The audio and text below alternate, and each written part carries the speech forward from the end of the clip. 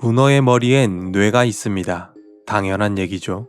그런데 놀랍게도 머리에 있는 뇌 말고 8개의 뇌가 더 있습니다. 뇌란 단순히 머릿속에만 있는 기관을 뜻하지 않습니다. 감각을 받아들이고 분석해 행동을 명령하는 신경세포의 집합체, 그게 바로 뇌죠. 즉, 생각과 판단이 일어나는 곳이라면 그 위치가 꼭 머릿속일 필요는 없습니다. 문어는 약 5억 개의 신경세포를 가지고 있어요. 그중 절반이 넘는 무려 66%가 머리가 아닌 다리에 있죠. 그래서 이 다리들은 스스로 느끼고 판단하고 움직일 수 있습니다. 먹잇감이 다리에 닿는 순간 머리의 명령을 기다리지 않고 바로 붙잡습니다. 마치 다리 하나하나가 독립된 생명처럼 스스로 생각하는 거죠. 생각하는 뇌가 9개라. 하나의 몸, 9개의 영혼, 뭐 그런 걸까요? 오늘은 분산형 설계로 움직이는 바다의 생명체, 로봇공학과 인공지능이 부러워하는 살아있는 알고리즘, 문어의 삶을 구경해보죠. 구독과 좋아요는 큰 힘이 됩니다. 꼭 눌러주세요.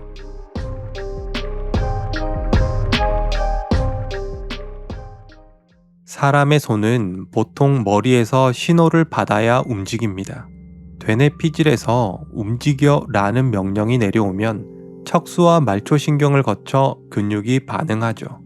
이 중앙 집중식 구조 덕분에 정교한 움직임이 가능하지만 자극과 명령이 왕복하는 데 걸리는 시간만큼 반응은 늦어집니다. 하지만 문어는 다릅니다. 다리 속에 굵게 뻗은 신경다발과 이를 가로지르는 촘촘한 신경망, 그리고 빨판마다 박혀있는 작은 신경절이 일종의 현장 지휘관 역할을 합니다. 빨판에 먹잇감이 스치면 표면의 미세한 질감과 화학 성분이 감각 수용기를 자극하고 그 정보는 전기 신호로 변해 다리 안에서 즉시 처리됩니다. 안전하다는 판단이 떨어지면 중앙의 뇌에 보고하지 않고 곧바로 근육이 수축해 먹잇감을 낚아채죠. 더 놀라운 건 8개의 다리가 마치 숙련된 팀처럼 분업한다는 겁니다.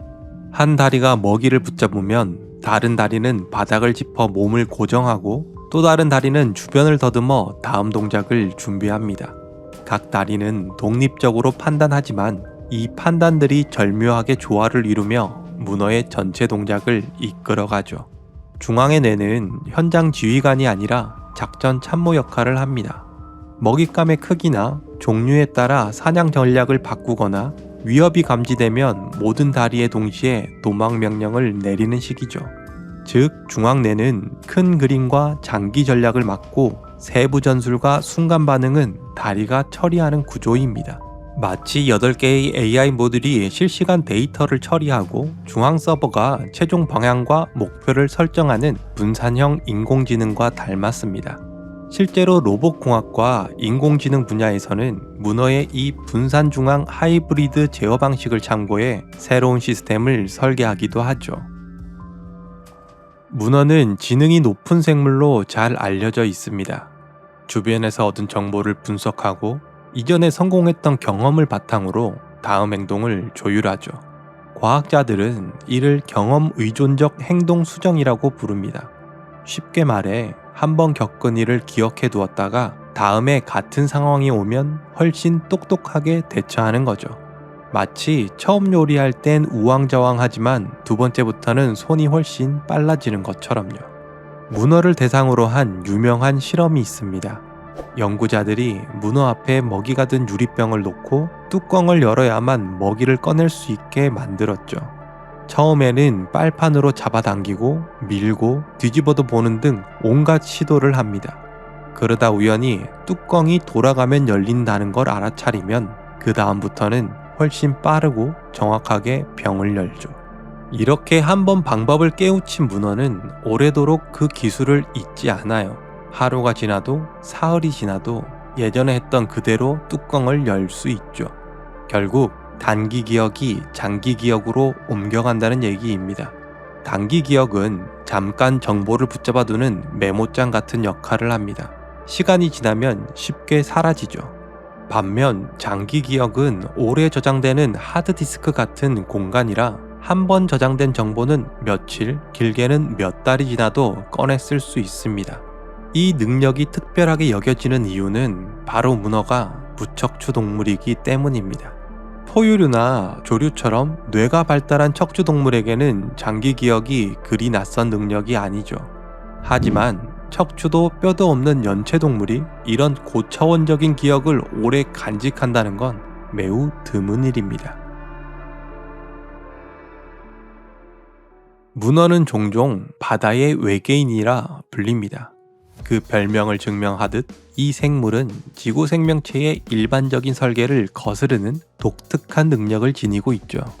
먼저 피부부터가 특별합니다.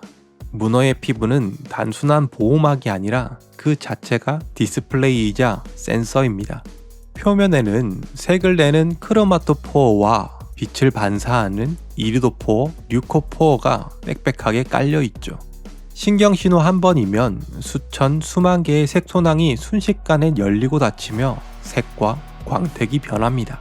또한 파필라라 불리는 근육 돌기를 세우면 표면이 울퉁불퉁해져 바위나 산호의 질감까지 입체적으로 재현됩니다. 더 놀라운 건 문어의 피부가 빛을 직접 감지한다는 사실입니다. 피부 속 옵신이라고 하는 빛 감지 단백질이 눈을 거치지 않고도 주변의 밝기 변화를 읽어내죠. 덕분에 보고, 판단하고, 바꾸는 복잡한 과정을 건너뛰고 피부가 스스로 위장을 수행합니다. 그래서 문어는 주변 환경에 완벽히 녹아드는 변신을 거의 즉시 완성할 수 있죠. 혈액도 남다릅니다. 우리에게 익숙한 붉은 피가 아니라 푸른 피가 흐르죠.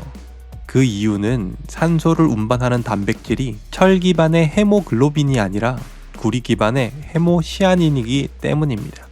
헤모시아닌 속 구리 이온은 저온, 저산소 환경에서 산소를 안정적으로 운반할 수 있고 산소와 결합하면 산화되어 푸른빛을 띱니다. 차갑고 산소가 적은 바다에서 살아남기 위해 문어의 조상은 진화 과정에서 철 대신 구리에 의존하게 되었고 그 결과 오늘날의 문어는 푸른 피를 가진 존재가 된 것이죠. 심장도 하나가 아닙니다. 무려 3개나 되죠. 2개의 가지 심장은 혈액을 아가미로 보내 산소를 실어 나르고 중앙심장은 이렇게 산소로 채워진 혈액을 온몸으로 퍼뜨립니다. 덕분에 문어는 사냥을 위해 갑자기 몸을 폭발적으로 움직이거나 포식자를 피해 순식간에 몸을 숨겨야 하는 순간에도 혈액순환과 산소 공급을 효율적으로 유지할 수 있죠. 그리고 혹독한 바다에서 살아남는 마지막 무기, 재생 능력. 포식자의 이빨에 다리가 잘려나가도 며칠에서 몇 주가 지나면 살과 근육, 빨판 하나까지 원래 모습으로 돌아옵니다. 확실히 바다의 외계인이라 불릴만 하죠. 완벽한 감각, 바다와 하나 되는 위장술, 정교한 지능, 잘려도 다시 자라는 몸, 모든 능력을 갖추고 마치 영원히 바다를 지배할 것처럼 보이는 문어. 그러나 그 정교한 생존 능력과 달리 문어에게 주어진 시간은 놀라울 만큼 짧습니다. 대부분 1에서 2년, 길어야 5년. 문어의 삶은 단 한 번의 번식으로 끝납니다. 수컷은 교미가 끝나면 먹이를 거부하고 방향 감각마저 흐려집니다. 거친 조류에 몸을 맡긴 채 바다 어딘가로 천천히 사라져가죠. 암컷은 수많은 알을 바위 틈에 매달고 먹지도 쉬지도 않은 채 몇 달을 그 곁에서 보냅니다. 끊임없이 물을 흘려 산소를 공급하고 포식자로부터 알을 지켜냅니다. 그 시간 동안 몸속 영양분은 모두 소모되고 근육은 메말라가죠. 그리고 마침내 새끼들이 세상으로 헤엄쳐 나오는 순간 어미의 시간은 고요히 멈춥니다. 수억 년의 진화가 빚어낸 생존을 위한 거의 완벽한 설계에도 문어의 찬란함은 바다에 오래 머물지 못합니다. 생각해보면 완벽함이란 끝없는 시간 속에 있는 것이 아니라 주어진 짧은 순간을 온전히 살아내는 것인지도 모르겠네요. 모든 걸 가졌지만 영원을 바라지 않는 생명, 문어. 그들의 하루는 어떤 존재보다 치열하고 눈부십니다. 구독과 좋아요는 큰 힘이 됩니다. 꼭 눌러주세요. 다음에 또 만나요.